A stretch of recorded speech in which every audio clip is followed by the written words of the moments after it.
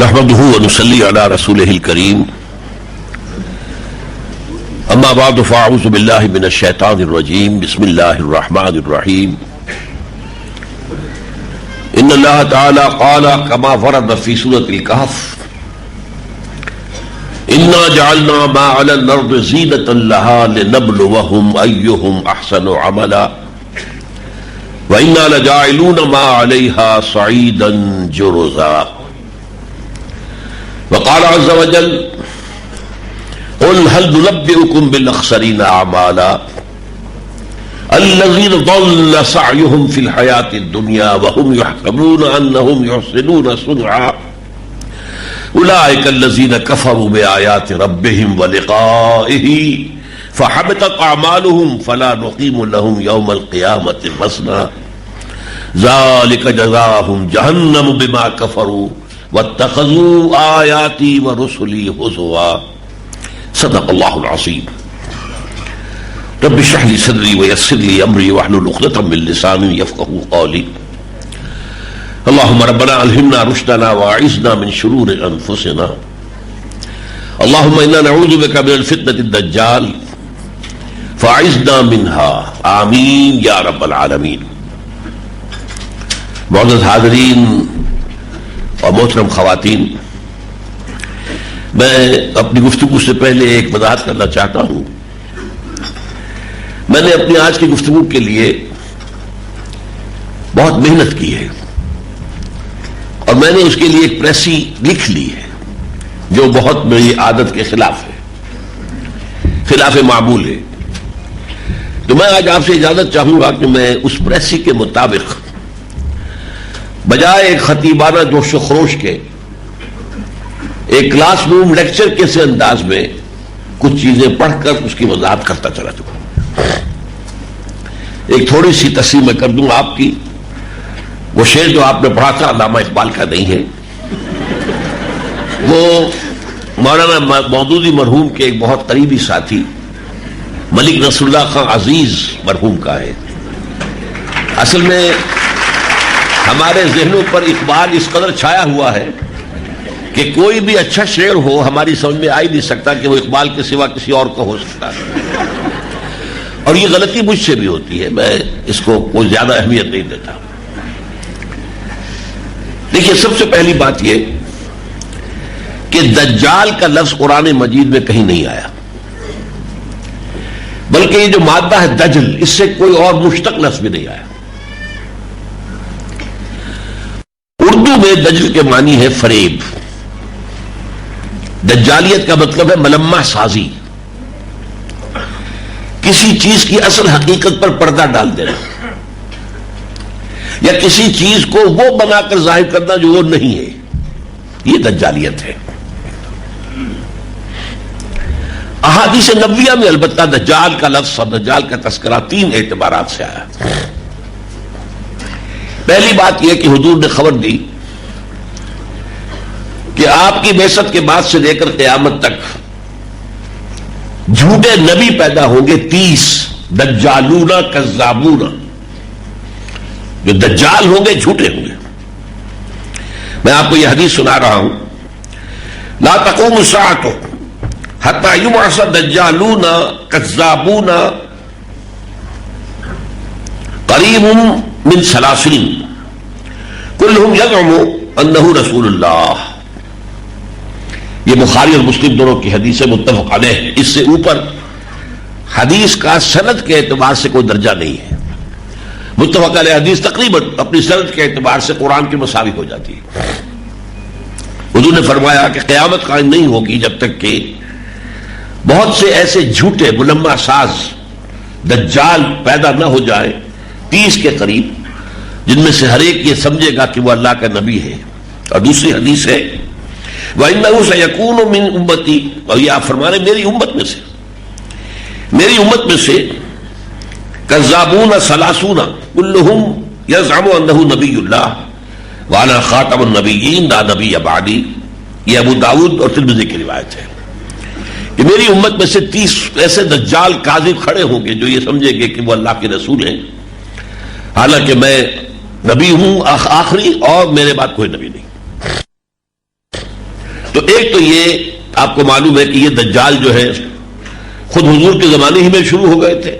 مسیلمہ کذاب بہت بڑا اور بہت بڑا نقصان اس نے امت مسلمہ کو پہنچایا تھا اور ان کے خلاف جہاد کرنا پڑا تھا حضرت ابوبکر صدیق رضی اللہ تعالیٰ عنہ. پھر ہمارے قریب کے دور میں بہاء اللہ ایران میں پیدا ہوا. غلام محمد قادیانی لعنت اللہ علیہما وہ بر اعظم میں پاکستان ہندوستان میں پیدا ہوا, بلکہ پاکستان میں پیدا ہوا, سرزمین تو پاکستان کی تھی. ایک خلیفہ رشاد حال ہی میں وہ مصری تھا, اس نے جا کے امریکہ میں دعویٰ کیا تھا نبوت کا.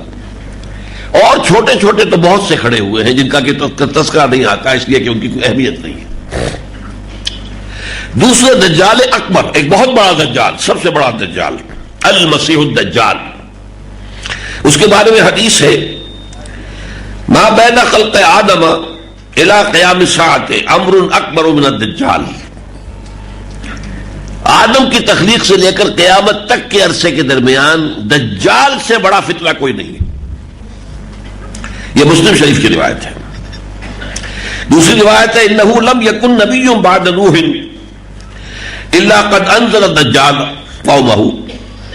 حضرت نوح علیہ السلام کے بعد کوئی نبی نہیں گزرا جس نے کہ اپنی قوم کو دجال کے فتنے سے خبردار نہ کیا ہو.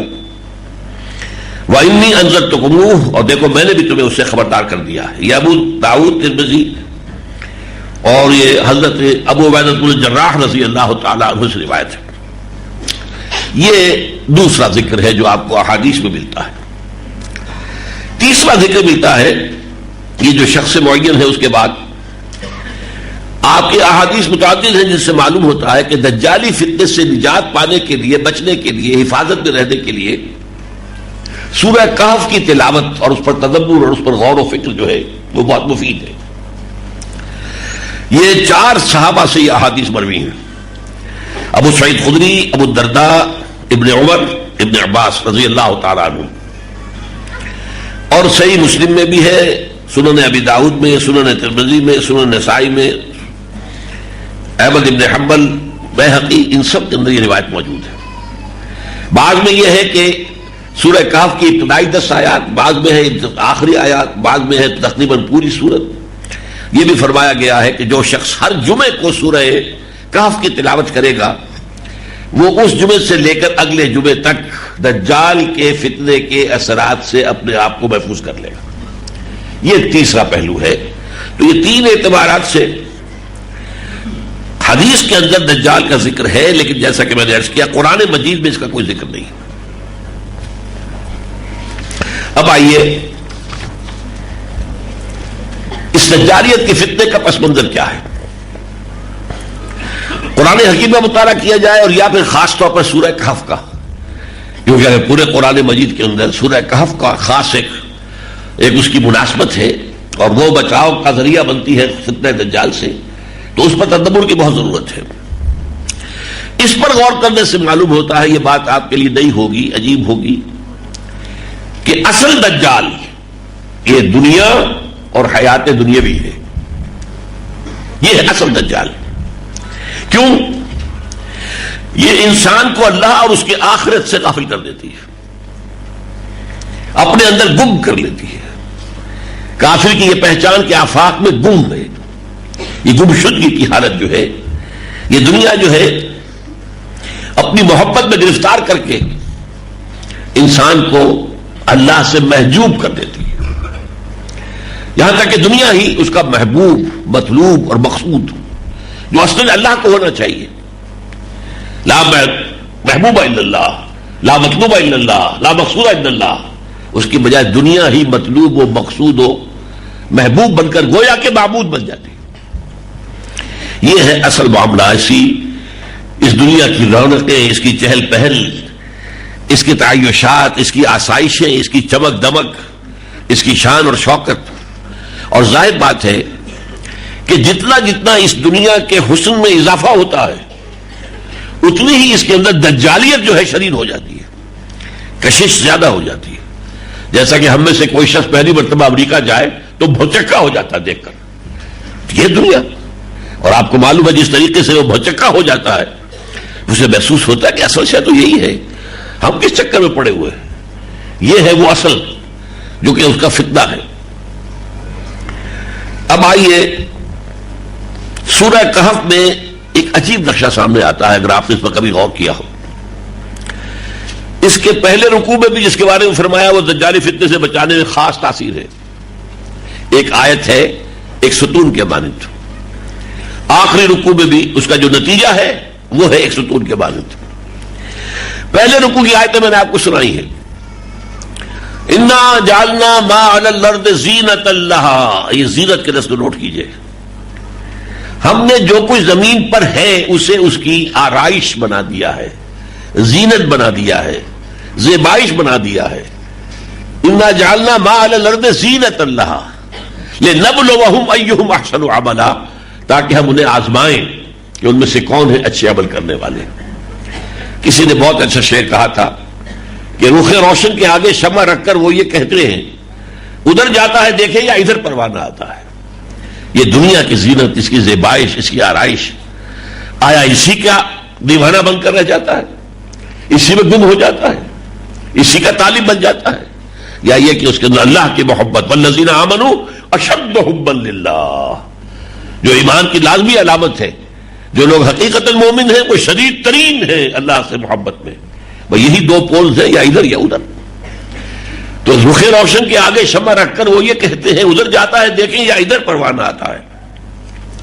اب یہ جو ہے اس کا جو نتیجہ نکلتا ہے وہ ہے سورہ کہف کے آخری رکوع میں، قل هل ننبئکم بالاخسرین اعمالا، اے نبی ان سے کہیے کیا ہم تمہیں بتائیں کہ اپنے اعمال میں سب سے زیادہ خسارے میں رہنے والے کون ہیں؟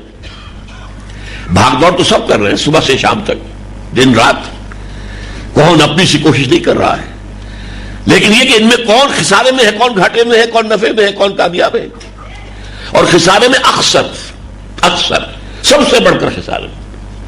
قل هل ننبئکم بالاخسرین اعمالا الذین ضل سعیہم فی الحیاۃ الدنیا، وہ لوگ جن کی سعی، جن کی محنت، جن کی بھاگ دوڑ، جن کی جد و جہد دنیا کی زندگی میں گم ہو کر، ضلہ گم ہو جانا، الذین ضل سعیہم فی الحیاۃ الدنیا وہم یحسبون انہم یحسنون صنعا، اور وہ یہ گمان کر رہے تھے ہم تو بہت اچھا کام کر رہے ہیں، دیکھو ہمارا کاروبار کہاں سے کہاں پہنچ گیا، دیکھو کبھی ہماری ایک فیکٹری ہوتی تھی آج 10 ہے، پہلے ایک بل ہوتا تھا آج کتنی ہے، دیکھو میں کہاں سے کہاں ترقی کر کے میں آج پاکستان کے صدر ہوں یا وزیر اعظم ہوں، کہاں سے کہاں پہنچا ہوں، میں کہاں سے کہاں پہنچا ہوں۔ وہ یہ سمجھ رہے انہم یحسنون صنعا اولئک الذین کفروا بآیات ربہم ولقائہ، یہ وہ لوگ ہیں جنہوں نے اپنے رب کی آیات اور اس سے ملاقات کا انکار کیا ہے، فحبطت اعمالہم، تو ان کے تمام اعمال حبط ہو گئے،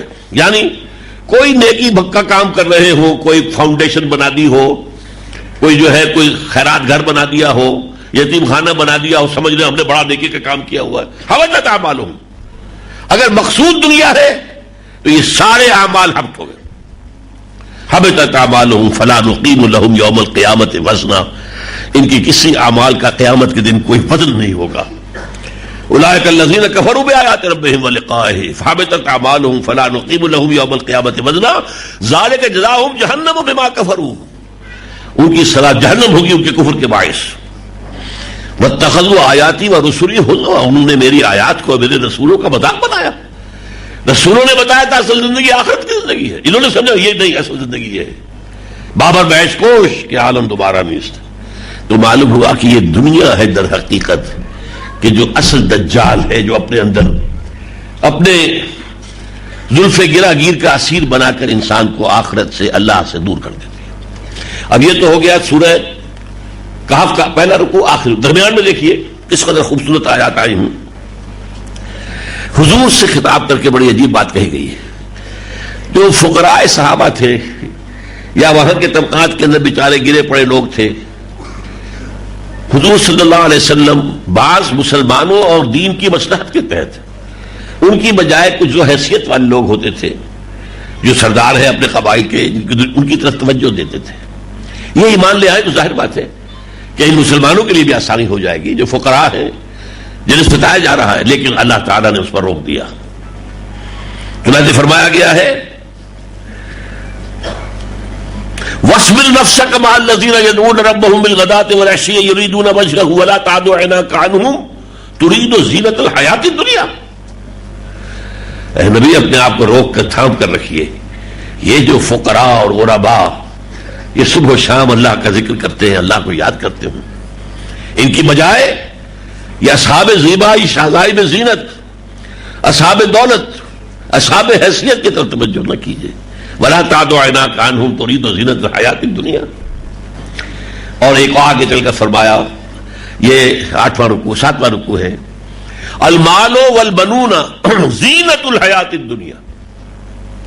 یہ جو مال ہے, اولاد, یہ دنیا کی زندگی کی زینت ہے. لفظ زینت جو ہے اس سورہ کہف کا مرکزی لفظ ہے, اور وہ یہی ہے, یہ دنیا کی زینت و زیبائش اور آرائش یہ ہے جو انسان کو اپنے اندر متوجہ کر کے گم کر لیتی ہے. اس کے علاوہ میں چند آیات آپ کو سنا رہا ہوں جلدی میں.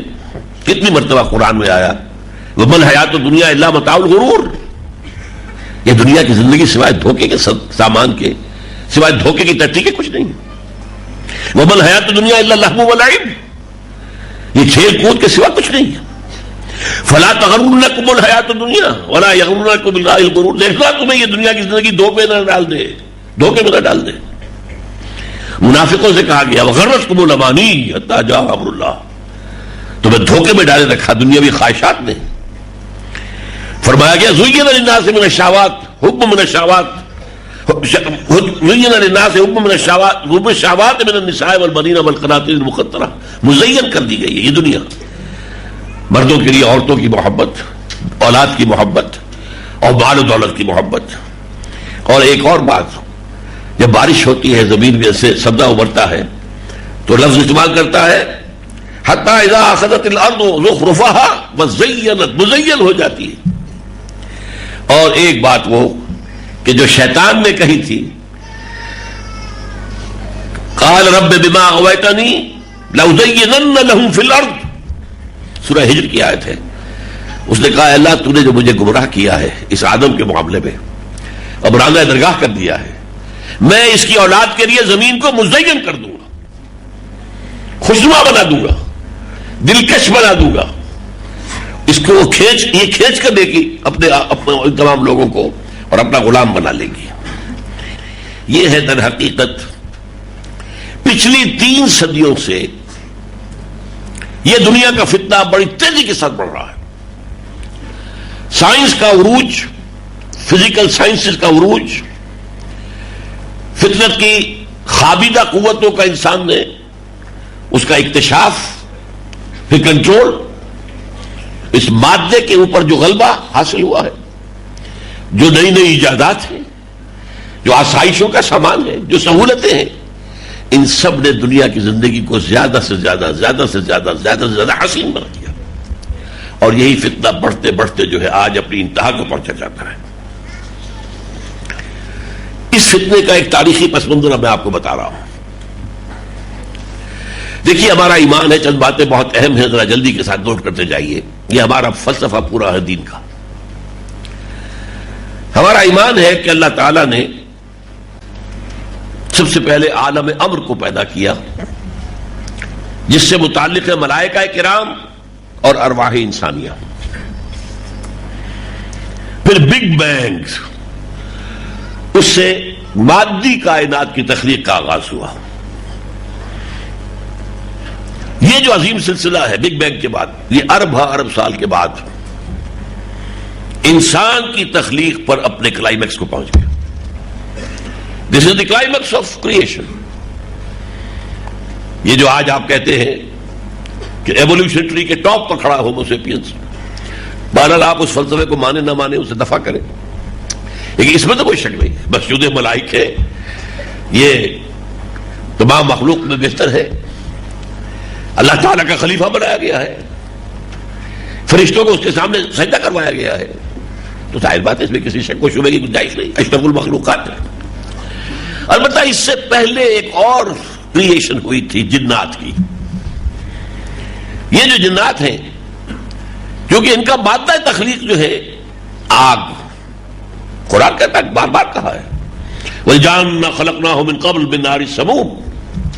آگ اپنے اس مادہ تخلیق کے اعتبار سے انسان کا جو جسد حیوانی ہے اس کے مادہ تخلیق سے وہ برتر ہے. یہ خاک سے بنا ہے. روح کو علیحدہ کر دیجیے، روح بہت برتر ہے، بہت برتر ہے، بہت برتر ہے. لیکن اگر روح سامنے نہ رہے، روح کو ہٹا دیں. انسان بحیثیت حیوان، جسد حیوانی کے اعتبار سے جنات سے بہت کمتر ہے، بہت کمتر ہے. یہی وجہ ہے کہ جب سجدے کا حکم دیا اور اس نے انکار کیا تو اس نے یہی کہا تھا انا خیر منہ خلقتنی من نار وخلقتہ من طین. اے اللہ میں اس آدم کو سجدہ کروں، میں اس سے بہتر ہوں. تو نے مجھے آگ سے پیدا کیا ہے اور اسے جو ہے مٹی سے پیدا کیا ہے. اب آگے چلیے. اس آدم کو خلافت ارضی عطا کی گئی. نمبر 1، جب خلافت ارضی عطا کی گئی تو سارے فرشتوں کو اس کے سامنے جھکا دیا گیا. گویا کہ اس کائنات کے جو کارکنان قضاء و قدر ہیں وہی فرشتے ہیں نا، ان کو تابع فرمان بنا دیا گیا ہے انسان کے. نمبر 1. اور نمبر 2، اس پوری کائنات کو مسخر کر دیا انسان کے لیے. میں ایک طویل عرصے تک یہ سمجھتا رہا تھا کہ یہ صرف یہ جو ہماری یہ دنیا ہے، کیونکہ خلافت عرضی دی گئی آدم کو، لہذا اس دنیا کو اور اس سے متعلق چیزوں کو مستقل کیا گیا. لیکن قرآن مجید میں حیران رہ گیا ہم. سورہ لقمان میں فرمایا گیا الم تروا ان اللہ سخر لکم ما فی السماوات و ما فی الارض. کوئی شے رہ گئی اس سے باہر کائنات کی؟ اور اسی دوبارہ فرمایا سورہ جاسیہ میں سخر لکم ما فی السماوات و ما فی الارض منہ جمیعا. کوئی شک نہ رہ جائے تمہیں، یہ پوری کائنات یہ در حقیقت انسان کے لیے مسخر کر دی گئی. اب اس انسان کو اللہ تعالی نے 2 علم عطا کیے. یہ بہت اہم نکتہ ہے، اس کو سمجھیے. اور یہ سورہ بقرہ میں جہاں آدم کی خلافت کا ذکر ہے اور سجدے کا ذکر ہے 4 رکوع میں، اس کی ابتدا اور اختتام پر یہ 2 علم ہے. علم آدم الاسماء کلھا. اس کائنات مادی کے تمام علم آدم کو پوٹینشلی بالقوہ عطا کر دیے گئے. نمبر 1. البتہ یہ بالقوہ پوٹینشلی کہا ہے میں نے، یہ وہ ہے کہ جو پھر بعد میں ایکسفولیشن ہوئی ہے اس کی، اس علم کے حصول کا ایپریٹس رکھ دیا گیا. یہ حواس خمسہ ہے، اس سے ڈیٹا جمع کرو، اس دماغ کے کمپیوٹر سے پروسیس کرو اور کائنات کو سمجھو، فطرت کی قوتوں کو پہچانو، عناصر کو پہچانو. یہ علم پوٹینشلی جیسے آم کی گٹھلی میں پورا آم کا درخت ہے، ایسے ہی وہ علم آدم الاسماء کلھا، یہ پورا علم دے دیا گیا. وہی علم ہے جو آج پھیل رہا ہے، اور اب تو اس کا ایکسپلوژن ہوا ہے. پچھلے 100 سال میں ایکسپلوژن ہوا، بڑا دھماکہ ہوا. یہ ہیروشیما کے دھماکے سے کم نہیں ہے جو ایکسپلوژن نالج کا اس دنیا کے اندر. ایک اندازہ ہی نہیں، کوئی انسان جان نہیں سکتا. ہر شعبے کے اندر اتنی بات آگے بڑھ چکی ہے کہ آپ اپنے شعبے کا ہی جو ہے احسان نہیں کر سکتے، کسی اور کا کیا کریں گے. اور دوسرا علم وَإِمَّا يَأْتِيَنَّكُم مِّنِّي هُدًى، علم ہدایت، وہی کا سلسلہ جاری کیا گیا تاکہ تمہیں معلوم ہو تمہیں کرنا کیا ہے. دنیا کو تسخیر کرو لیکن استعمال کاہے کے لیے کرو گے، یہ تمہیں ہدایت بتائے گی. اس کا غلط استعمال نہ کرنا. اس کا غلط استعمال کرو گے تو اے روشنی تبا تو من بلا شدی، تو وہی تمہارا علم جو ہے تمہارے لیے ہلاکت اور تمہارے لیے بہت بڑا عذاب کا ذریعہ بن جائے گا.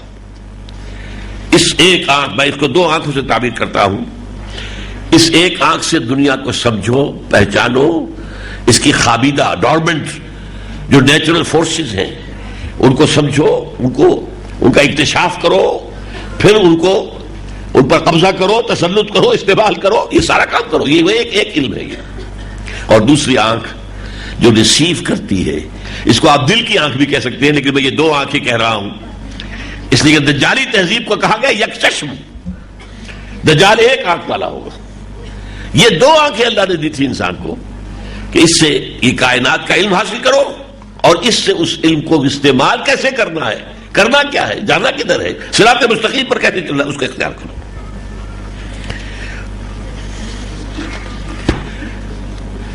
ان دونوں آنکھوں کے کام لیتے ہوئے نوع انسانی، اب 3 لفظ نوٹ کیجئے میرے، مادی، ذہنی اور تمدنی ترقی کی منزلیں طے کرتی رہی. ایک طرف دیکھو، سنو، نتیجہ نکالو، میموری میں رکھ دو، مزید دیکھو، مزید غور کرو، پھر جو نتیجہ نکالو اسے پہلے میموری کے ساتھ تحلیل کرو، اس سے ایک اور نتیجہ نکل آئے گا، اسے بھی کرو میموری کے حوالے. بھائی علم بڑھ رہا ہے، مادی علم بڑھ رہا ہے، اگرچہ اس کی رفتار بہت کم رہی ہے. یہ تو صرف جیسا کہ میں نے عرض کیا پچھلے 300 برس میں رفتار کچھ تیز ہوئی اور 100 برس میں ایکسپلوژن ہوا ہے. ساتھ ہی ذہنی ترقی، اس پوری کائنات کا ایز اے ہول فکر.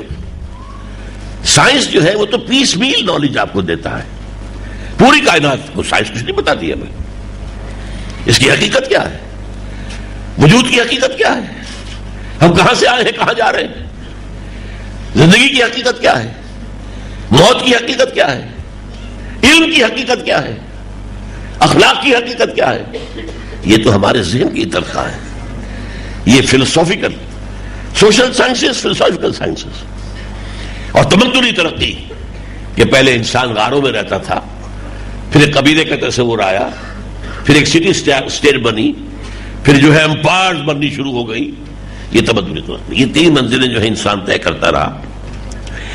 اور اگر یہی عمل جاری رہتا کہ ایک طرف elements of the nature, forces of the nature, ان کو گرفتار کریں، ان کو استعمال کریں، دوسری طرف ہدایت آسمان سے آنے والی ریویل نالج، اس کی روشنی میں صراط مستقیم کو دیکھیں، اس پر چلے.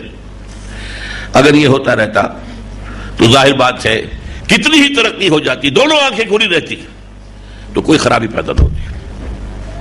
کتنی ہی مادی ترقی ہو جاتی، ساتھ وہ ہدایت والی آنکھ بھی چلتی رہتی تو کوئی حرج نہیں تھا. اب آپ کو میں مثال دے رہا ہوں صرف. حضرت سلیمان علیہ السلام پر کیا نہیں ہوا؟ ہوا ان پر مسخر تھے، فرشتے ان پر مسخر تھے، وہ پرندوں کی بولی جانتے تھے.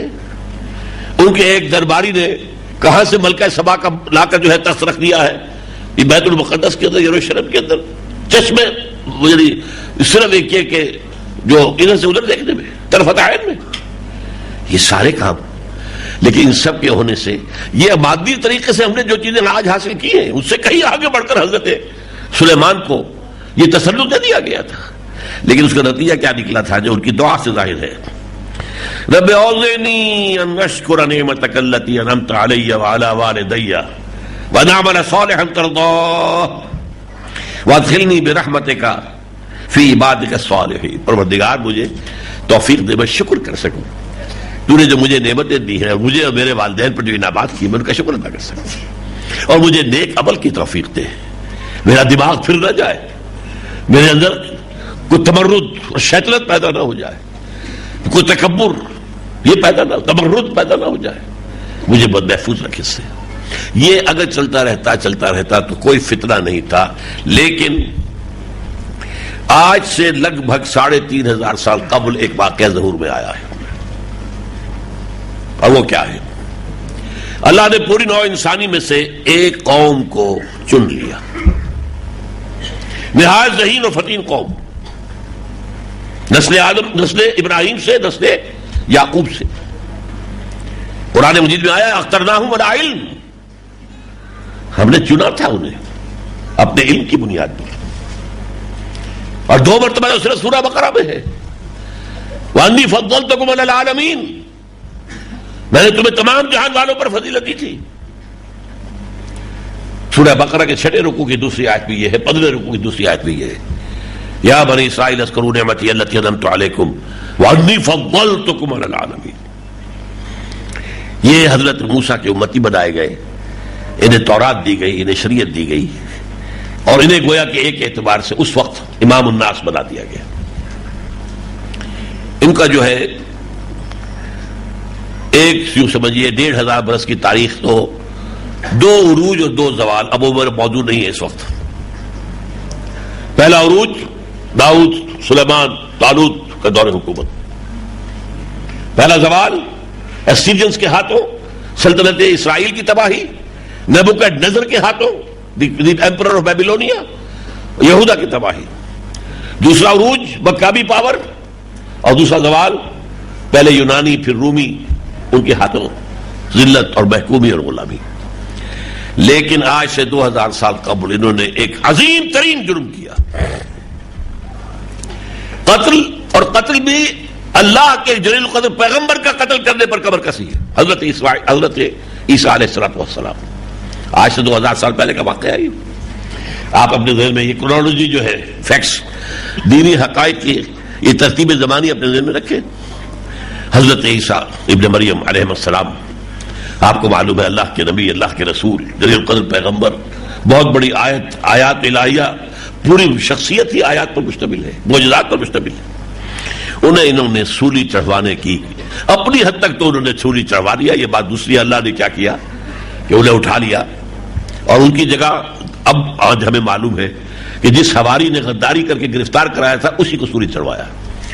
اور یہ انجیل برنباس میں موجود ہے، کہیں قرآن میں نہیں ہے، حدیث میں نہیں ہے، ہماری کسی تفسیر میں نہیں ہے. ایونجیلیم برنابے اس نے غلط کی ہے ساری، اور میں سمجھتا ہوں صحیح بالکل کی ہے. نتیجہ یہ ہوا، یہ جو ہے نتیجہ آپ نوٹ کیجیے، یہ اہم نتیجہ جس کی طرف میں آپ کو لانا چاہتا ہوں. نتیجہ یہ نکلا کہ یہ اس دن کے بعد سے راندہ درگاہ ہوئے، ملعون قرار پائے، مغضوب علیہم قرار پائے، اور ایول، شر، اس کا سب سے بڑے ایجنٹ اور عزازیل ابلیس کے سب سے بڑے مرید بن گئے. اس کے بعد سے دنیا میں جو شر آ رہا اجتماعی، اس کا جب آپ ٹریس کریں گے تو آپ کو جا کر جو یہود تک ان کا سرا ملے گا. پورا فکر کی گمراہیاں، عمل کی گمراہیاں، اخلاقی گمراہیاں، تمام کا جو ہے سرا وہ بنی اسرائیل، وہ یہودی. اس لیے کہ حضرت مسیح علیہ السلام کو اپنے طور پر سولی پر چڑھوا کر انہوں نے جو جرم عظیم کیا ہے، یہ اس کی سزا ہے کہ جو سزا انہیں اللہ تعالیٰ کی طرف سے ملی ہے. یہاں تک کہ آج سے 1700 سال قبل،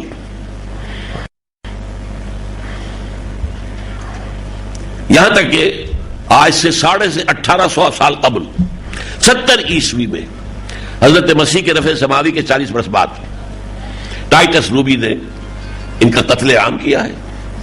1,33,000 یہودی ایک دن میں قتل ہوا یروشلم میں. 1,33,000 ایک دن. 67,000 قیدی بنائے گئے. تمام عورتوں کو، خاص طور پر جوان عورتوں کو محفوظ کر لیا اپنی روڑیوں کی حیثیت سے.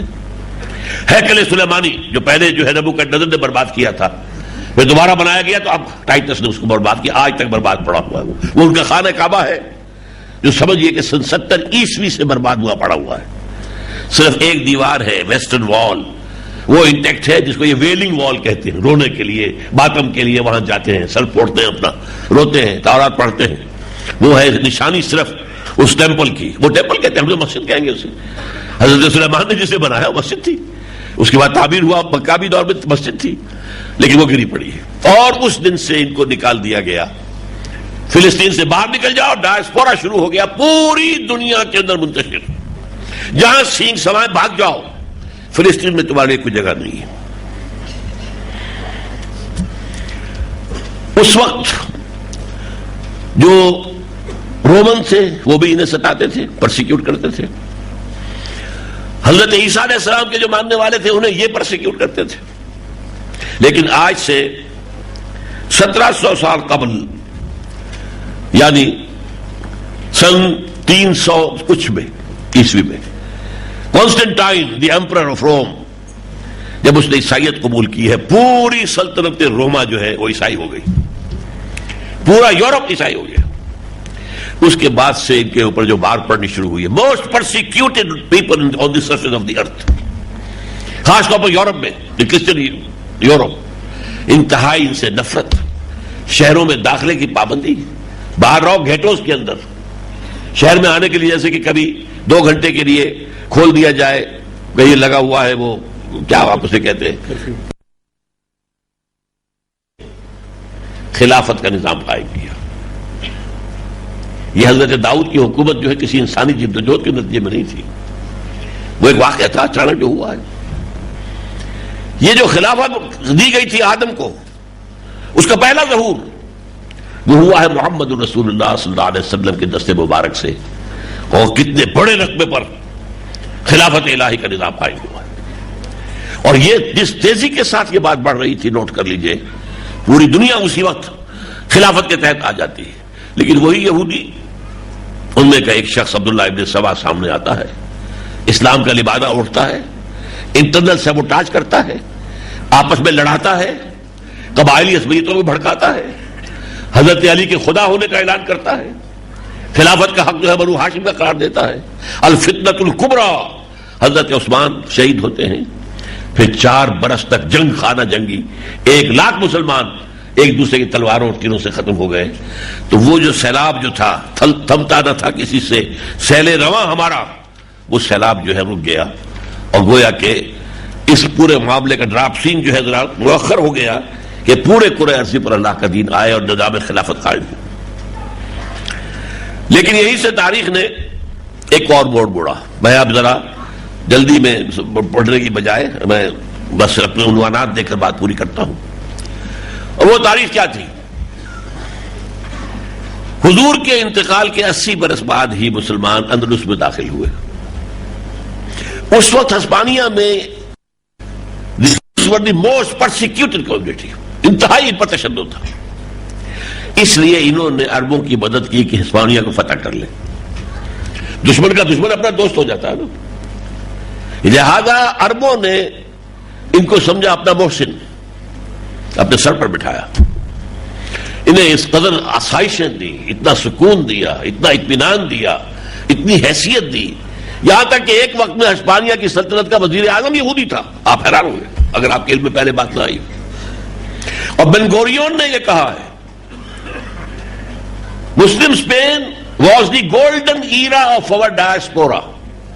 یہ ڈائسپورا جو تھا، جو سن 70 عیسوی سے شروع ہوا تھا، اس کے بعد سے یہ ختم تو ہوا ہے 1917 میں آ کر بالفور ڈیکلریشن کے بعد. اس پورے عرصے کے دوران Muslim Spain was the golden era of our diaspora. اس ڈائسپورا میں یہ یہاں پر بیٹھ کر انہوں نے، جبکہ ہسپانیہ کی یونیورسٹیز سے علم کے دریا بہ رہے تھے، تلیتلا، ٹولیڈو، کارڈوا، قرطبہ، گرناڈا، گرناطا، آ رہے تھے فرانس اور جرمنی اور اٹلی کے نوجوان آ کر پڑھتے تھے یہاں علوم. یورپ ڈارک ایجز میں تھا، سائنس پڑھنی حرام، مذہب کا یہ فلسفہ پڑھنا حرام. کہیں سے سائنس کی کتاب نکل آئے گی تو گھر جلا دیا جائے گا، فلسفے کی کتاب نکل آئے گی تو گھر جلا دیا جائے گا، اور زندہ جلا دیے جاؤ گے جو پڑھنے والے ہوں گے. لیکن اس دور میں جبکہ انتہائی استبداد تھا مذہبی پوپ کا، یہ جو ہوائیں چلنی شروع ہوئی مغرب سے، ہسپانیہ سے، اور اس سے یہ کہ لوگوں کے اندر علم اور حکمت کے موتی پہنچے. ایک روشن خیالی کا دور عرب میں آیا، یورپ میں آیا. اس کے نتیجے میں وہاں 2 تحریکیں اٹھی، تحریک احیاء العلوم رینیسانس اور تحریک اصلاح مذہب ریفارمیشن، جس کے نتیجے میں پروٹیسٹنٹ مذہب پیدا ہوا. اب یہاں میں ذرا اس کو چھوٹا کر رہا ہوں معاملے کو. اچھا، شکریہ. اصل میں جو کچھ کر رہے تھے عرب، جو چیزیں پھیلا رہے تھے، اس میں یہ یہودی بیٹھا ہوا ہسپانیہ میں کچھ چیزیں مزید شامل کر کے ان عیسائی نوجوانوں کے ذریعے سے عیسائی ممالک میں پھیلا رہے تھے. اسلام نے کہا حریت، آزادی، انسان کا غلام نہیں، صرف اللہ کا غلام ہے، حاکم اللہ ہے اور کوئی نہیں. انہوں نے کہا آزادی، مادر پدر آزادی، اللہ سے بھی آزادی، شریعت سے بھی آزادی، جو منہ میں آئے بکنے کی آزادی، اظہار خیال کی آزادی، فکر کی آزادی. اس آزادی کو بڑھایا. اسلام نے مساوات سکھائی، ہر انسان برابر ہے. By birth every human being is equal to every other human being. کوئی اونچا نہیں، کوئی نیچا نہیں، کوئی اعلیٰ نہیں، کوئی ادنا نہیں. یہاں تک کہ عورت اور مرد کے درمیان میں بھی جان لیجئے کوئی اونچائی نیچائی کا فرق نہیں ہے. As human beings they are absolutely equal. یہ انتظامی معاملہ ہے.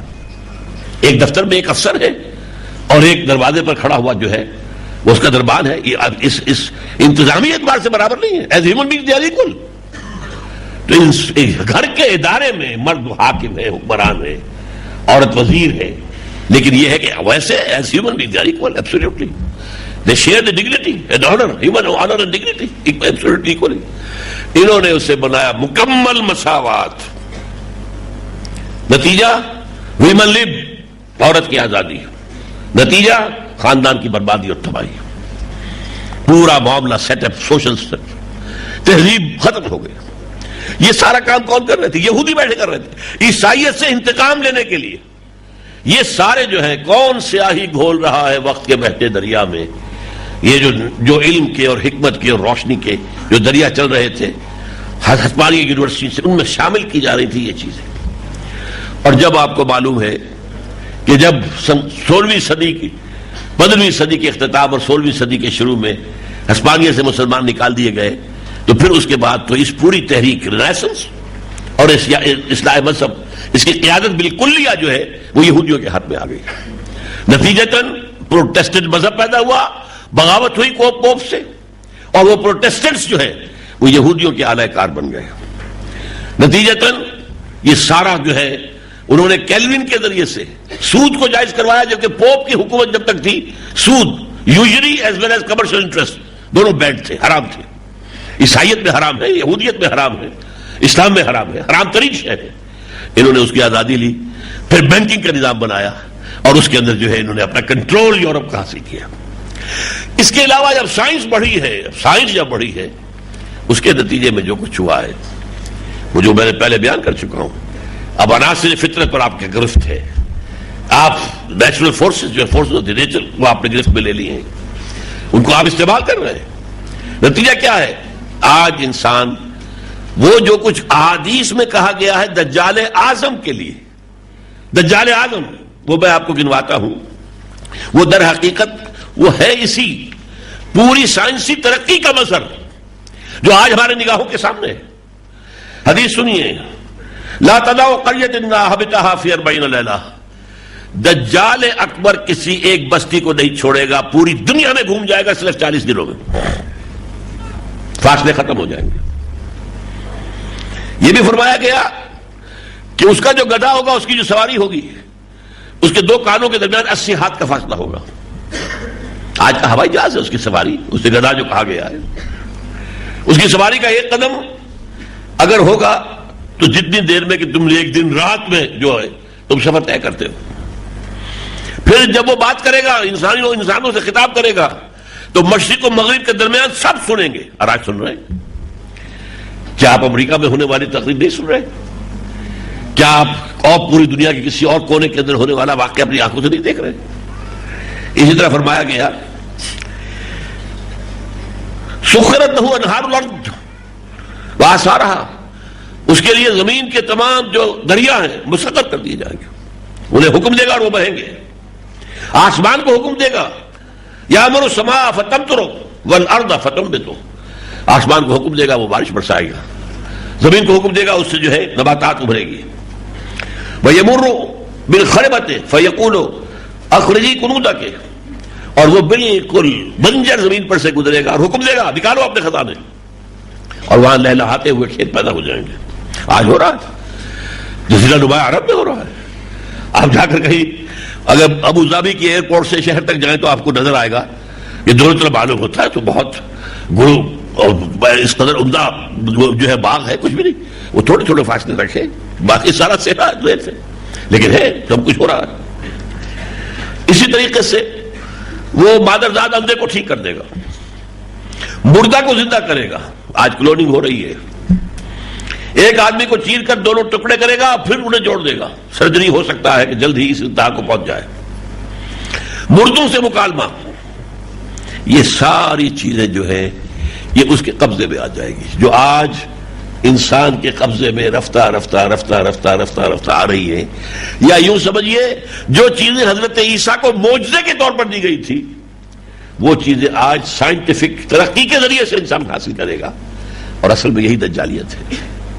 نتیجہ کیا نکلے گا؟ فواللہ ہے ان الرجل یاتی ہے وهو يحسب انه مؤمن فيتبعها فيه شبہات. خدا کی قسم کوئی شخص اس کے پاس آئے گا اور وہ سمجھے گا کہ وہ مومن ہے، لیکن اس کے بعد اس کے اندر وہ شبہات پیدا کر دے گا وہ کہ اس کی پیروی کرے گا، اس کے پیچھے چلا جائے گا. اور اس میں سب سے پہلے بنوایا گیا ہے سب سے کثیر تعداد میں جو اس کے پیچھے نکلے گی وہ خواتین ہوں گی. ویمن لب اتنا خوشنما نعرہ ہے جو لگایا گیا ہے پوری دنیا کے اندر، جس نے مغربی تہذیب کو سڈاس بنا دیا. مغربی تہذیب جو اقبال نے کہا تھا کہ تمہاری تہذیب اپنے خنجر سے آپ ہی خودکشی کرے گی، تو واقعہ یہ کہ وہ خودکشی کر چکی ہے، تہذیب کہاں ہے؟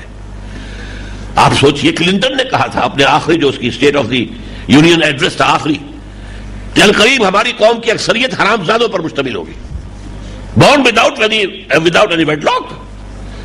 وہاں لوگوں کو معلوم نہیں ہمارے باپ کا نام کیا ہے، باپ کا نام نہیں جانتے۔ انہوں نے بیسک جو فارمز ہوتے ہیں، آپ کسی بچے کو لے کر جاتے اسکول میں داخل کرانے کے لیے، فارم پر کرتے ہیں اس کا نام، اس کے باپ کا نام، وہ باپ کا نام کا خانہ نکال دیا انہوں نے، معلوم ہی نہیں۔ وہ قوم they are living together not married، اور بچے ہو رہے ہیں۔ ہوموسیکشولیٹی، وہ جو کہا تھا شیطان نے، میں انسانوں کو حکم دوں گا فلا یغیرن خلق اللہ، اللہ کا خلق، اللہ کی تخلیق کو بدل دیں گے۔ اللہ نے مرد اور عورت بنائے تھے، اللہ کی تخلیق کا نظام یہ تھا۔ آج ہوموسیکشولیٹی اور اس کے لیے ہوموسیکشول میرجز، یہ ساری تباہی جو ہو رہی ہے، یہ سب در حقیقت اسی کا نتیجہ ہے کہ اس میں اس پورے ساری جو ترقی سائنٹیفک ہوئی ہے، اس کے نتیجے میں جو انسان کو قواعد طبیعہ پر اور فطریہ پر قوت حاصل ہوئی ہے، اور چونکہ دوسری آنکھ بند ہے، پوپ کے دباؤ کی وجہ سے مذہب سے نفرت پیدا ہوئی، لہذا ریفارمیشن اور جو اس کے علاوہ جو رینیسنس تھا، دونوں کی تہ میں مغرب مذہب سے دشمنی تحقیقیں موجود تھی۔ نتیجہ کیا نکلا ہے؟ آج 3 نتیجے میں آپ کے سامنے رکھ رہا ہوں، پلیز۔ انفرادی سطح پر نتیجہ کیا نکلا ہے؟ دنیا ہی محبوب ہے، مطلوب ہے، مقصود ہے، اور فکری سطح پر آج جو ٹھوس چیزیں ہیں، جو مادی چیزیں جن کو کہ آپ دیکھ سکیں، چکھ سکیں، سن سکیں، چکھ سکیں، ناپ سکیں، تول سکیں، اہمیت ان کی ہے۔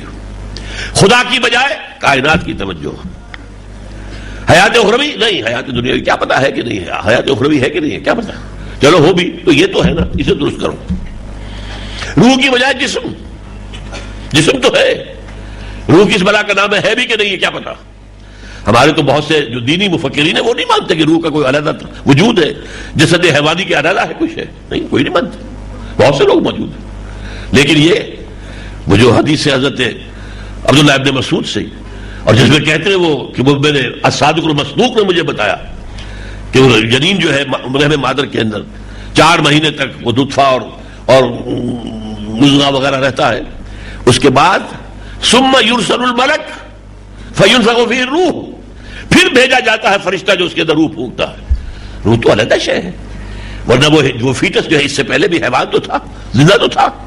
تو اس اعتبار سے ان 3 چیزوں پر سے توجہ ہٹی، ساری توجہ کائنات پر، ساری توجہ حیات دنیاوی پر، ساری توجہ جسم پر، نتیجتاً نفی۔ اور اب آئیے اجتماعی سطح پر، orders novus seculorum, universal secular order. اللہ کا کوئی تعلق نہیں ہے ہمارے ریاستی معاملات سے۔ تاریخ انسانی میں اتنی بغاوت اللہ کے خلاف کبھی نہیں ہوئی۔ اس سے پہلے کیا ہوتا تھا؟ سب سے بڑی بغاوت ایک اللہ کے ساتھ کچھ چھوٹے چھوٹے اللہ بھی مان لیے، بس اس کے نائبین ہیں، کچھ اس کے لاڈلے ہیں، اس کے پیارے ہیں، اس کے محبوب ہیں، ان کی شفاعت مان لے گا، بس یہی تھا نا۔ اللہ کا انکار، معاذ اللہ۔ مہادیو ایک رہا ہمیشہ، دیویا دیوتا بے شمار، بڑے جی سے گاڈ ایک، اومنیپوٹنٹ، اومنیشینٹ، اومنیپریزنٹ، ہاں گاڈز اینڈ گاڈیسز بے شمار، اللہ ایک، آلہہ بہت سے، یہ تھا سارا کچھ، اللہ کی نفی نہیں تھی۔ آج یہ کہ ہم نے اسے اپنے ریاستی امور سے بے دخل کر کے عبادت خانوں میں بند کر دیا۔ آپ یہاں رہیے مسجد میں، ہم شاندار بنا دیں گے مسجد، آپ کو اعلیٰ قالین وہاں پہ بچھائیں گے، شینڈیلز لگا دیں گے، یہاں آئیں گے آپ کو ہم رکوع سجود کر لیں گے۔ ہماری پارلیمنٹ سے کوئی سروکار آپ کا نہیں ہے، ہماری حکومت سے، ہماری سپریم کورٹ کے اندر کوئی دخل ہمارا آپ کا نہیں ہے، ہماری مارکیٹ میں مت آئیے گا، وہاں تو سود کا راج ہے، وغیرہ وغیرہ۔ یہ گویا کہ تاریخ انسانی کی عظیم ترین بغاوت، اور یہ یونیورسل ہو چکی ہے۔ اور نمبر 2، معاشی نظام، سود اور بینکنگ گویا کہ انیویٹیبل ہے، پوری دنیا میں مانا جاتا ہے، they are the inevitable basis. پورا کا پورا جو نظام معاشی، اس کا سوا گزارا ہی نہیں ہے، ناممکن ہے، کوئی نظام چل ہی نہیں سکتا، یہ تو اس سے مسٹ۔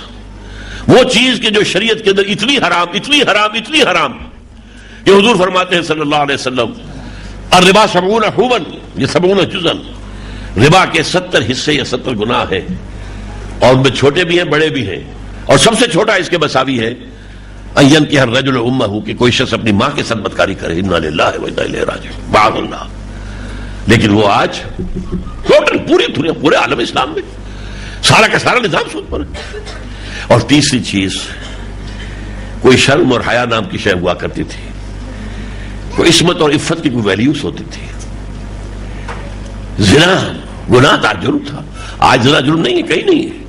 زنا بالجبر جرم ہے، زنا جرم نہیں ہے، کاگنیزیبل آفنس نہیں، کہیں نہیں۔ بالجبر اگر کریں گے یا مائنر کے ساتھ کیا تب ہوگا، ورنہ نہیں۔ آج کا نظام خاندانی برباد ہو کر رہ گیا۔ تہذیب تو میں نے آپ کو بتایا وہ کبھی خودکشی کر سکی، آج تو امریکہ کھڑا ہے اگر دنیا میں اپنی ٹیکنالوجی کے بل پر کھڑا ہے، ورنہ اس کی کوئی حقیقت تو نہیں ہے، کوئی اخلاقیات کا معاملہ وہاں سے ختم ہو چکا ہے۔ تو یہ ساری صورتحال جو ہے، یہ دوسرا ایک دجالیت، انفرادی سطح پر پوری توجہ کائنات، دنیا اور جرنل اس کے اوپر متوجہ ہے، اور سوشل لیول پر سیاست میں سیکولرزم، انسانی حاکمیت، ہم خود حاکم ہیں، ان الحکم الا للہ، پڑھ لیا کرو ثواب لے لیا کرو، ہم خود حاکم ہیں۔ وہ قانون ساز چاہ رہے کیا، ہم قانون ساز ہیں۔ یہ بغاوت، پھر سود اور بینکنگ کی بغاوت، پھر شرم و حیا کا جو نکلا ہے، دیوالا نکلا ہے، اس کا معاملہ۔ اب یہ دیکھیے، البتہ یہ جو تیسری شے ہے، شرم اور حیا کا معاملہ اور عصمت و عفت کا معاملہ، یہ ابھی پورا گلوب کے اوپر چھا نہیں سکا ہے، یہ دجالیت۔ ابھی کچھ عالم اسلام ریزسٹ کر رہا ہے، ابھی اسلامی عالم اسلام کے اندر کچھ اقدار موجود ہے، کچھ شرم و حیا، عصمت و عفت کی ویلیوز، کچھ والدین کا ادب، کچھ بوڑھے والدین کی خدمت، یہ چیزیں جو ہے موجود ہیں، ایک فیملی کا سٹرکچر موجود ہے۔ لیکن آپ کو معلوم ہے عالم اسلام کا جو گھیراؤ ڈالا جا رہا ہے، پہلے کانفرنس ہوئی ہے سن 94 میں، قاہرہ کانفرنس ویمن لب کے لیے، پھر ہوئی ہے سن 95 میں بیجنگ کانفرنس۔ اس کی وجہ کیا ہے؟ جو ہنٹنگٹن نے کتاب لکھی تھی کلیش آف سیویلائزیشنز، اس میں اس نے یہ کہا تھا کہ جو ٹوائنبی نے کہا تھا کہ کل دنیا کی تاریخ میں 20 تہذیبیں آئی ہیں، 12 ختم ہو چکی، آبسولیٹ 8 ہے، 8 میں سے ایک ہماری ہے، 7 اور ہیں۔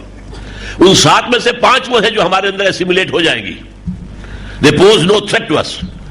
2 خطرناک ہیں، وہ ذرا لوہے کے چنے ہیں، ایک مسلم سیویلائزیشن اور number 2 کنفیوشین civilisation.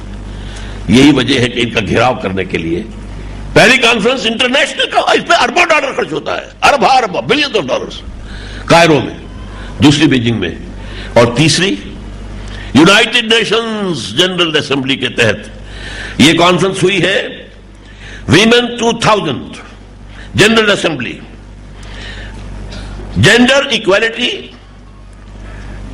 Development and peace for the 21st century. اب اس میں جو فیصلے ہوئے ہیں ذرا نوٹ کیجئے۔ ہومو سیکسولیٹی کو ایک نارمل انکلیشن قرار دیا جائے، وہی جو میں نے کہا تھا یغیرن خلق اللہ۔ ہومو سیکسول میرجز کو تسلیم کیا جائے، رجسٹر کیا جائے۔ عورتیں اگر گھر پر کام کریں گی تو اپنے شوہر سے ویج لے سکتی ہیں، عورتیں حمل اور وضع حمل کی تکالیف کو برداشت کریں گی تو ویج لے سکتی ہیں۔ عورت کسی وقت اگر ہم بستری کے لیے آمادہ نہیں ہے، اگر شوہر اسے زیادہ آمادہ کرے گا تو it will be marital rape, یہ ریپ شمار ہوگا، یہ گویا کہ اس کے اوپر زنا بالجبر ہو رہا ہے۔ کعبہ گری پروسٹیٹیوشن کو، اس کو کہا جائے گا سیکس ورکرز۔ یہ ان کی نفرت ہے کے لیے، یہ بھی ورکرز ہیں۔ کسی شخص نے اپنے مسکولر قوت کو استعمال کیا ہے اور کسی چلائی ہے اور پیسے لیے ہیں، کوئی شخص اپنی جسم کے ایک حصے کو استعمال کرتا لیتا ہے، تو یہ کوئی نہیں، دے آر سیکس ورکرز۔ اور وراثت اور طلاق کے معاملے میں مکمل مساوات، یہ سارا ایجنڈا ہے۔ اور اس میں یہ کہہ دیا گیا تھا کہ مسلمان ممالک جو ہیں ذرا ریزسٹ کر رہے ہیں، اگر باز نہ آئے تو ان پر سینکشنز لگائی جائیں گی۔ یہ پروپیگنڈا جو 2000 کے بعد جو کچھ ہوا ہمارے ملک میں بدقسمتی سے، ہمارا جو شستہ مشرف بدماش وہ سب سے آگے نکل گیا، ایک قلم کی جنبش سے 30% عورتیں خواتین کی سیٹیں اسمبلی میں، سینٹ میں، ہر لیول پر انا للہ و انا الیہ راجعون. کسی ملک میں بتاؤ ہے یہ روشن خیالی یہاں کے لیے رہ گئی تھی؟ یہ بھارت ہمارا پڑوسی جو ہے یہ ڈیموکریسی کا میریکل ہے. کہاں ہے وہاں؟ امریکہ میں کہاں ہے؟ کچھ بھی نہیں.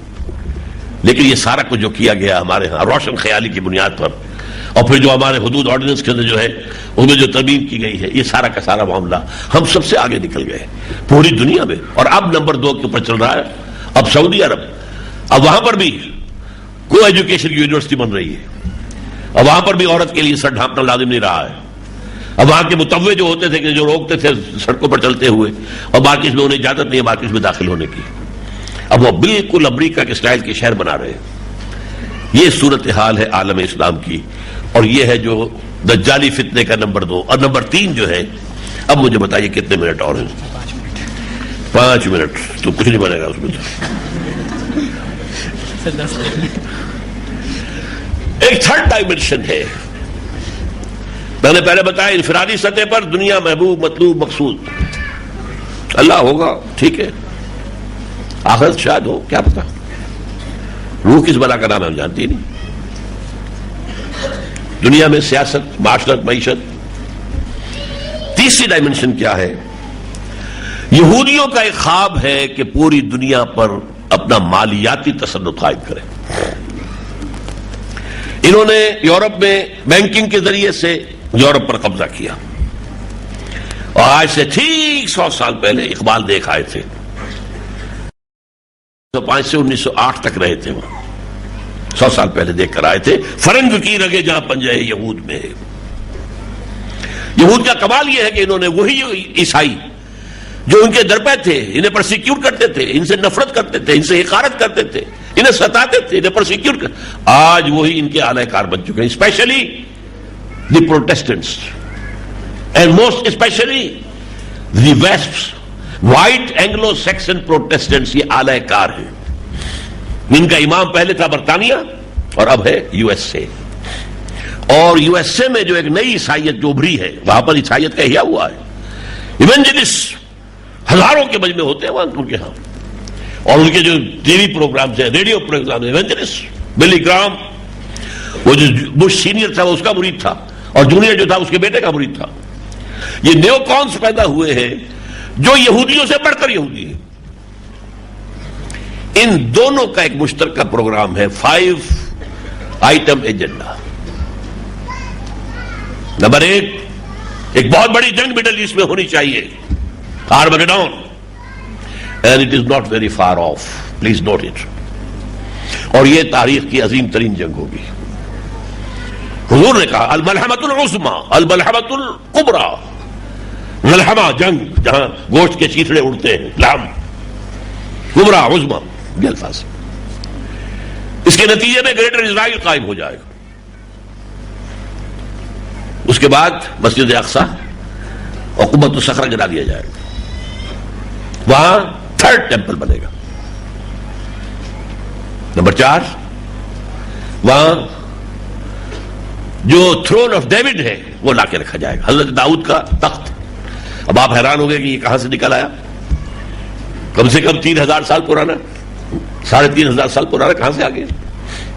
یہ ایک پتھر تھا جس پر بیٹھ کر حضرت داؤد کی تاج پوشی کی گئی، اسی پر حضرت سلیمان کی ہوئی. پھر حضرت سلیمان نے جب بنایا ہیکل، وہ پتھر وہاں رکھا رہا ہے، وہیں پر بیٹھ کر تمام بادشاہوں کی تاج پوشی ہوتی تھی. 70 AD میں جب ٹائٹس نے برباد کیا ہیکل کو، وہ پتھر لے گیا اپنے ساتھ.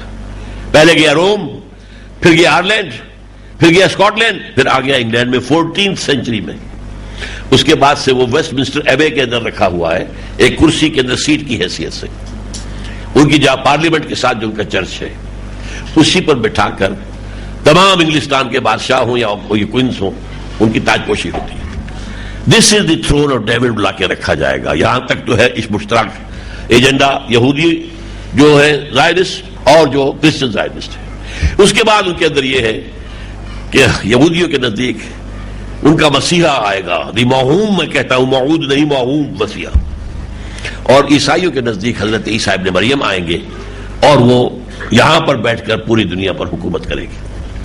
یہ ہے وہ پروپیگنڈا طریقہ اور اس کے ساتھ ملی جلی ایک اور بات جو امریکہ کے لیے اس کی فورن پالیسی کا جو اب اس وقت سب سے بڑا اہم نقطہ، کہ جب یونین جو تھی سوویت یونین ختم ہوئی ہے اور امریکہ کو پوزیشن حاصل ہو گئی ہے sole supreme power on earth, اب کیسے اس کو برقرار رکھنا ہے ہم نے، how to maintain this level in the 21st century, اس پر ان کے تھنک ٹینک تمام یونیورسٹیوں کے اندر بڑے بڑے پروفیسر غور کر رہے ہیں، اور اس میں جو ان کا فیصلہ ہے وہ کیا ہے؟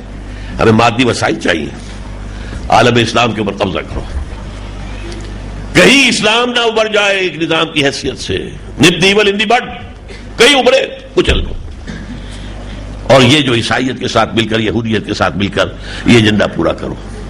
یہ ہے کہ جو کیوں آئے افغانستان میں، وہاں ذخائر بھی تھے، وہاں پر بہت منرل ویلتھ بھی تھی، اور سب سے بڑی بات یہ تھی اسلام ظاہر ہو رہا تھا اصل حاضر کے تقاضاؤں سے، لیکن یہ خوف ہو نہ جائے آشکارا شر پیغمبر کہیں، وہ شر پیغمبر نمایاں ہو رہا تھا، نبدی ولندی بٹ، یہ اس لیے حملہ کیا گیا، اور اس کو کہہ دیا تھا اس بدبخت نے بش نے کروسیڈ ہے، پھر اگرچہ لفظ واپس لیا اس نے، لیکن یہ تو بات وہی ہے کہ نکل جاتی ہے جس کے منہ سے سچی بات مستی میں، فقیہ مصلحت بھی سے وہ رندے بادہ خار، اچھا اس نے کہا، اور میں آپ کے سامنے گواہی پیش کر رہا ہوں، جو ان کا ایونجلسٹ کا سب سے بڑا رسالہ ہے دی فلاڈلفیا ٹرمپٹ، اس کی اگست 2001 کا جو پرچہ ہے 2001 یعنی 9/11 سے ایک مہینہ پہلے، اس پرچے میں اس کے ایڈیٹر نے جو مضمون لکھا ہے، اس کا ٹائٹل کیا ہے، اس کے اوپر عبارت کیا لکھی ہوئی ہے، تصویر ہے مسجد اقصی اور قبۃ الصخرہ کی،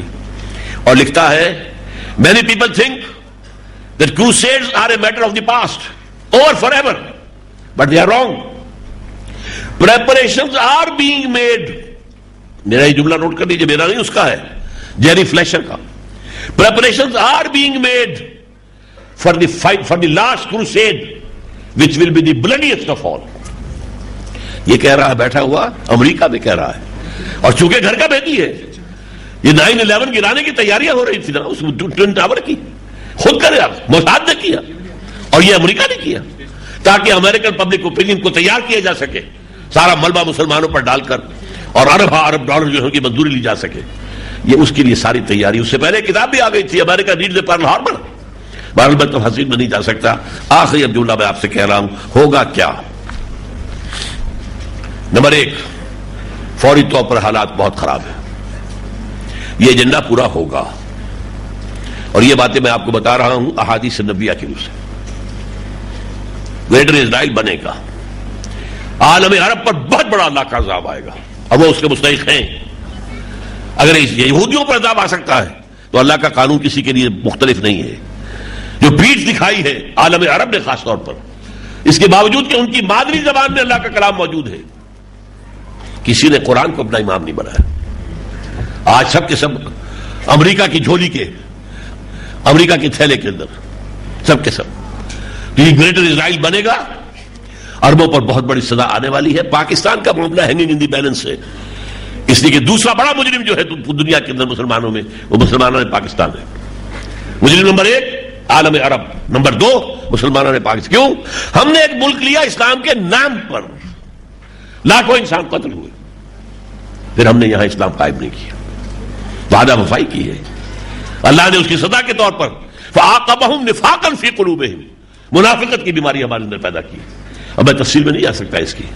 بہرحال یہ ہونا ہے. البتہ اس کے بعد کچھ دنوں کے بعد پانسا پلٹے گا، ریورسل ہوگی، اور بھی دور فلک ہیں ابھی آنے والے. ناز اتنا نہ کریں ہم کو ستانے والے. وہ آنے والے دور میں سیکنڈ فیز کے اندر یقیناً اہل ایمان کے جہاد اور قتال اور اپنی جانیں دینے کا معاملہ جو ہے وہ بھی ہوگا مؤثر، اور کچھ معجزات کا ضرور بھی ہوگا. اس سے معلوم ہوتا ہے کہ پہلے عرب کے سے مشرق کی طرف کسی ملک میں نظام خلافت قائم ہوگا. ہمیں امید تھی، اور اب تو امید کرتے ہوئے بھی شرم آتی ہے کہ کیسے امید کریں اللہ سے کہ یہاں سے ہو جائے گا یہ، ورنہ یقین تھا کہ پاکستان اسی ڈیوائن اسکیم کے تحت وجود میں آیا ہے. لیکن بہرحال ان تتولوا یستبدل قوما غیرکم، افغانستان بھی مشرق میں ہے، پاکستان بھی ہے، لیکن if bad comes to worse and worse to worse، ہو سکتا ہے، میری بات نوٹ کر دیجئے، ہمیں بہت بڑے عذاب کے اندر ڈال کر اور پھر اللہ ہندوؤں کو اسلام لانے کی توفیق دے دے، اس لیے کہ بھارت میں تو ایسٹ میں ہے، اور حضور کی حدیث میں تو یہی ہے کہ مجھے ہند کی طرف سے ٹھنڈی ہوا آتی ہے۔ انہونی بات نہیں ہے۔ تاتاریوں نے 85 کروڑ مسلمان قتل کیا، 85 کروڑ، اور پھر خود ایمان لے آئے۔ آپ کو غور کیجئے، ہوا کہ نہیں ہے؟ آیا فتنہ تاتار کے افسانے سے، پاسباں مل گئے کعبے کو صنم خانے سے۔ پھر حضرت مہدی کا ظہور ہوگا، ان کے لیے بھی فوج جائے گی کسی مشرقی ملک سے جہاں پہلے نظام آ چکا ہوگا۔ یخرج الناس من المشرق یطلبون للمہدی یعنی سلطانی، اور خاص طور پر پھر اس کے بعد جو مرحلہ آخری آئے گا وہ ہوگا یہودی اس وقت تک بیٹھے رہیں گے، صرف عیسائی لڑیں گے، رومی آئیں گے، جو حضور کی خبر ہے البلابۃ العظمیٰ کے بارے میں کہ 80 جھنڈے لے کر عیسائی اے مسلمانوں تم پر حملہ آور ہوں گے۔ یہ آرمگیڈون ہے جو بائبل کی آخری کتاب ہے، ریویلیشن سینٹ جان، اس میں آرمگیڈون اس کا نام ہے، حدیث میں البلابۃ العظمیٰ یا الحمۃ الکبریٰ ہے۔ 80 جھنڈے، اور ہر جھنڈے کے نیچے 12,000 جو ہے وہ فوج ہوگی، تو 9.5 لاکھ ان کا حملہ ہوگا۔ اس میں بہت بڑی تباہی، اتنی تباہی ہوگی کہ ایک شخص کے 100 بیٹے اگر ہوں گے تو 99 ختم ہو جائے گے، ایک بچے گا۔ کن کا؟ عربوں کا۔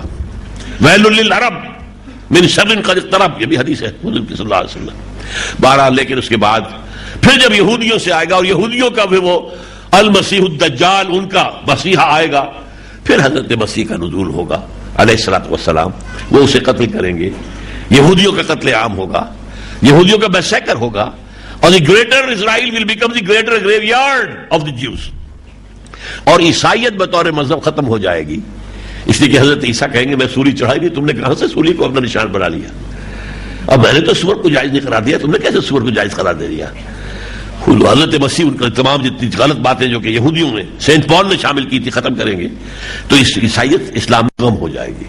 پوری دنیا میں عالمی نظام خلافت قائم ہوگا جو آدم کی تخلیق کا مقصد تھا، انی جاعل فی الارض خلیفہ، وہ جو خلافت ارضی اس کا جو آخری ڈراپ سین ہے وہ حضرت مسیح علیہ السلام کی دست مبارک سے ہوگا۔ بہرحال اس کے بعد بھی ایک فیز ہے، لیکن میں اس کے بارے میں جانا نہیں چاہتا۔ میرا اور آپ کا کام کیا ہے؟ انڈیویجول لیول پر سوچئے کہ ہم کہاں کھڑے ہیں، ہم کس کام کے اندر لگے ہوئے ہیں۔ اب بھی پاکستان میں ہمیں جب تک آس تب تک، جب تک سانس تب تک آس، ہمیں تو پاکستان میں کوشش کرنی ہے کہ یہاں نظام خلافت آئے، انقلابی انقلاب برپا ہو، اس کے لیے تن من دھن لگائیں۔ کوئی عجب نہیں، اللہ تعالیٰ اگرچہ فی الحال تو ہمیں محسوس ہوتا ہے کہ شاید رحمت خداوندی ہم سے روٹھی ہوئی ہے، لیکن یہ کہ امریکہ تلا ہوا ہے کہ ہمارے وہ ایٹمی دانت توڑ کر اور ہمیں بھارت کے رحم و کرم پر ڈال دے گا، لیکن ہوگا وہ جو اللہ چاہے گا۔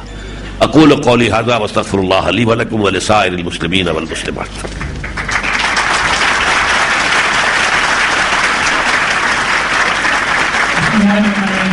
سوالات کا سلسلہ شروع کرتے ہیں۔ سب سے پہلا سوال خواتین کی طرف سے ایک سوال ہے کہ what is the relevance of the tale of Hazrat Khidr and Zulqarnain in Surah Kahf which should be recited as protection against Dajjal's fitna؟ اصل میں سورہ کہف کے اندر مثلا پہلے اصحاب کہف کا واقعہ آیا، وہ کیوں آیا؟ اہل ایمان پر ایسا وقت بھی آ سکتا ہے کہ اپنا ایمان لے کر وہ جا کر غاروں میں چھپ جائے، اور یہ وقت آیا، وہ اصحاب کہف پر بھی آیا تھا، اور آپ کو معلوم ہے حضور میں 3 دن جو ہے چھپے رہے ہیں غار ثور کے اندر، اور یہ وقت پھر بھی آ سکتا ہے۔ اور نمبر 2 یہ کہ ذوالقرنین، اور یہ کہ ایسا بھی وقت آ سکتا ہے کہ مشرق و مغرب اور شمال میں اسلام کا غلبہ ہو، حکومت ہو جائے۔ حضرت موسیٰ کے ساتھ جو سفر ہے وہ کس لیے ہے؟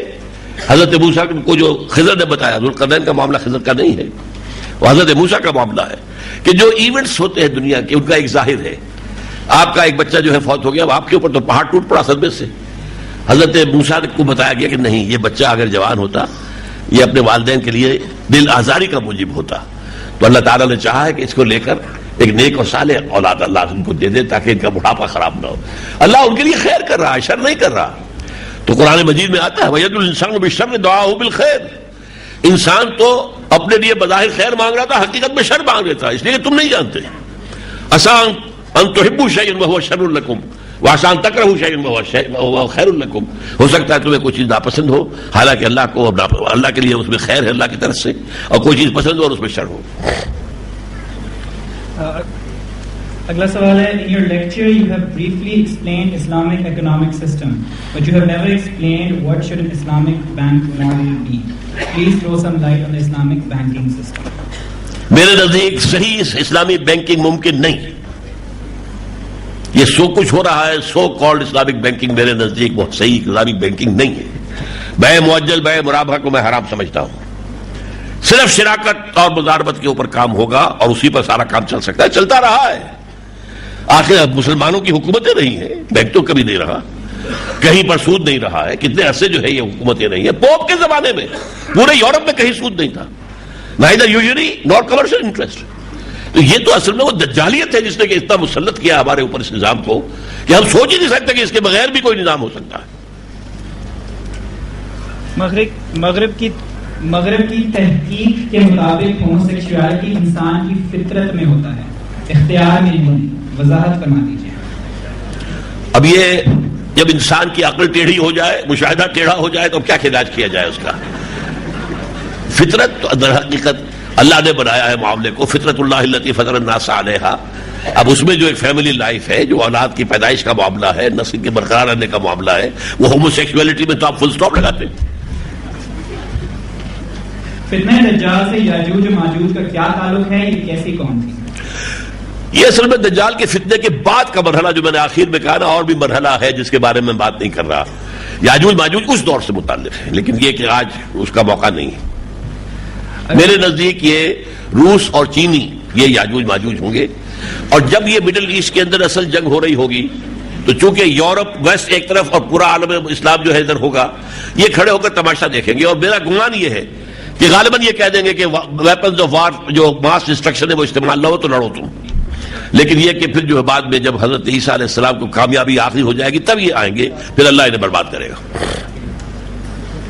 اگر سائنسی ترقی کی پراپرٹیز دجال اعظم کی ہیں تو کیا سائنسی ترقی بری چیز ہے؟ میں نے تو کہا تھا نا, اگر یہ دونوں آنکھیں کھلی رہتی, سائنسی ترقی اور اس کے ساتھ ہدایت آسمانی, وہ آسمانی ہدایت جو وَإِمَّا يَأْتِيَنَّكُم مِّنِّي هُدًى, وہ ساتھ کے ساتھ چلتی تو ہرگز اس کے اندر کوئی خرابی نہیں ہے, تو خیر ہی خیر ہے, بلائی بلائی ہے. لیکن آپ نے ایک آنکھ بند کر دی. پوپ نے ایک آنکھ بند کی تھی, مطلب جو یہ سائنس والی ہے, اور اس کے بعد رینیسنس ہوا تو وہ سائنس والی آنکھ جو ہے وہ چوپٹ کھل گئی, اور جو یہ آنکھ بند کر دی گئی. اور یہ سائنس والی آنکھ ہے وہ اب یک چشم تہذیب, یہ پوری جو ہے جس کے بارے میں کہا گیا ہے کہ وہ دجال جو ہے ایک آنکھ والا ہوگا. اور امریکہ کے نوٹ پر وہ آنکھ بنی ہوئی ہے. اگر $1 بل آپ کو مل جائے کہیں, اس کو دیکھیے گا, اس میں جو ہے پیرامڈ کی تصویر ہے اور اس کے اوپر ایک آنکھ ہے دجال کی. یہ چونکہ یہ سارے جو ہے یہ ڈرافٹنگ وغیرہ ہوئی ہے, یہ سب یہودی بینکرز نے بنائے ہیں, ان کی اپنی تاریخ ہے, ورنہ امریکہ کا کیا تعلق ہے پیرامڈ کے ساتھ؟ اور وہاں نیچے لکھا ہوا نووس آرڈرس نووس سیکولرم, اب ایک نیا سیکولر ورلڈ آرڈر ہمیں دنیا میں لانا ہے. اور یہ 1776 لکھا ہوا ہے وہاں پر. 1776 کے اندر ہی ڈیکلریشن آف انڈیپینڈنس ہوا امریکہ کا, اور اسی میں آرڈر آف الومیناٹی یہودیوں نے قائم کیا تھا, جو ایک بہت بڑا ادارہ تھا پوری دنیا میں سے جو ذہین لوگ ہیں انہیں کھینچ کر ان کی برین واشنگ کرنا اور ان کو جو ہے پھر واپس ان کے ملکوں میں بھیج کر وہ اپنے نقشوں کے مطابق اسے پھر استعمال کرنا. دجال کی سپورٹ کرنے والی کنٹریز یا ویسٹ کے پروڈکٹس کا سوشلی اور اکنامکلی یا جس طرح بھی ممکن ہو بائیکاٹ کرنے کے لیے مسلمان خواتین یا امت کو کیا رول ادا کرنا چاہیے؟ رول تو آپ نے بیان کر دیا, کریں, لیکن کرے گا کون؟ دیکھیے نا, ہمارے ہاں کوئی ایک ایسا لیڈر ہے جو یہ کہے اور اس پر عمل ہو جائے. آپ اندازہ کیجئے, ایک وقت میں گاندھی ایک لیڈر تھا جس نے ایک بات کہی ہے کہ ہم انگلستان کا بنا ہوا کپڑا نہیں پہنیں گے. اس کے بعد ہوا کیا؟ پوری قوم نے چھوڑ دیا. الہ آباد کے اندر ایک بہت بڑا الاؤ آگ کا جلایا گیا, اس میں نہرو فیملی, ان کے تو سوٹ سل کر آتے تھے پیرس سے اور انگلینڈ سے, وہ سب کے سب سوٹ لا کے انہوں نے پھینک دیے, جلا دیے پورے ہندوستان کے اندر. اور وہاں تلکا مچ گیا کہ ان کے مل بند ہو رہے ہیں, اتنی بڑی مارکیٹ ختم ہو گئی. لیکن یہاں تو لوگ کہتے رہتے ہیں اپنی اپیل کر کوئی چھوڑنے والا ہے, ہم تو پانی بھی ان کا پیتے ہیں, اور اس کے اوپر کتنے پیسے خرچ کرتے ہیں وہ دیکھ لیجیے آپ. آخری سوال ہے, ہم صرف اپنے پولیٹیکل لیڈرز کو بلیم کرتے ہیں. آج کل ہمارے اسلام کے اسکالرز پالیٹکس میں کیوں نہیں آتے ہیں جن کو دین اور دنیا کا نالج ہے؟ بہت سے لوگ جو ہے علماء پالیٹکس کے اندر موجود ہیں, تو ان کے بارے یہ کیا ہو رہا ہے کچھ بھی نہیں. اس لیے کہ اس سیاسی نظام کے تحت یہاں کبھی اسلام نہیں آ سکتا. اسلام آئے گا ریولوشن کے ذریعے سے, اور revolution on the methodology of the prophet صلی اللہ علیہ وسلم. لا یشلو آخر هذه الامه الا بما صلح به اولها. وہ منہج انقلاب نبوی میری کتاب پڑھیے، اس سے پتہ چلے گا کہ کیسے حضور نے برپا کیا تھا تاریخ انسانی کا عظیم ترین انقلاب. اور حضرت امام مالک کہتے ہیں لن یصلح آخر هذه الامہ الا بما صلح به اولها، جیسے شروع میں خلافت راشدہ تھی آخر میں بھی خلافت راشدہ آنی ہے، لیکن آئے گی اسی طریقے پر عمل کر کے جس طریقے پر عمل کر کے حضور نے وہ انقلاب برپا کیا. بہت شکریہ، بہت خوشی ہوئی ہے اتنی بڑی تعداد میں نوجوانوں کو دیکھ کر. واقعہ یہ ہے کہ میری بوڑھی رگوں کے اندر بھی میں محسوس کر رہا ہوں کہ کچھ جوان خون دوڑنے لگا ہے.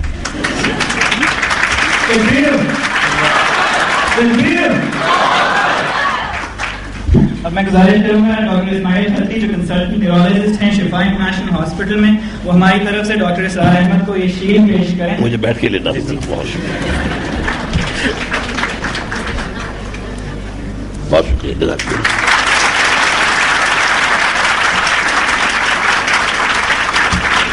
آپ نیورو فزیشین ہیں؟